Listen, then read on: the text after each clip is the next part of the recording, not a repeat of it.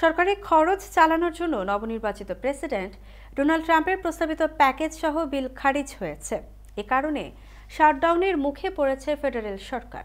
প্রতিবেদনে বলা হয়েছে, সাময়িকভাবে সরকারি খরচ চালাতে এবং সরকারি শাটডাউন এড়াতে এই বিল পাশ করার দরকার ছিল।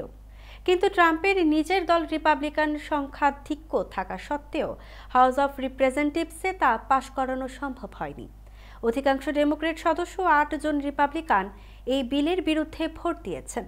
শুক্রবার রাতের মধ্যে নতুন প্রস্তাব পাশ না করলে শনিবার থেকে শাটডাউনের মুখে পড়বে সরকার। এই শাটডাউনের অর্থ সীমান্ত সুরক্ষা, হাসপাতালে গিয়ে চিকিৎসা, আইন শৃঙ্খলা রক্ষা, এয়ার ট্রাফিক কন্ট্রোলের মতো জরুরি বিষয়গুলো ছাড়া জরুরি নয় এমন সব ক্ষেত্র বন্ধ হয়ে যাবে। অনেক সরকারি কর্মী বেতন পাবেন না। এর আগে রিপাবলিকান ও ডেমোক্রেটদের সম্মতিতে খরচ চালাবার একটি সামরিক প্যাকেজ নেওয়া হয়েছিল, কিন্তু ট্রাম্প ও তার সহযোগী ইলন মাস্ক গত বুধবার তা খারিজ করে দেন। তার জায়গায় নতুন একটি প্যাকেজ নিয়ে আসা হয়।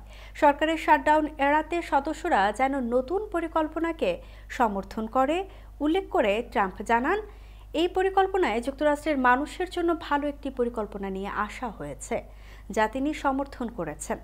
সেখানে আগামী 2 বছর জাতীয় সরকারের ঋণ নেওয়ার ক্ষেত্রে কোনো সিলিং রাখা হয়নি।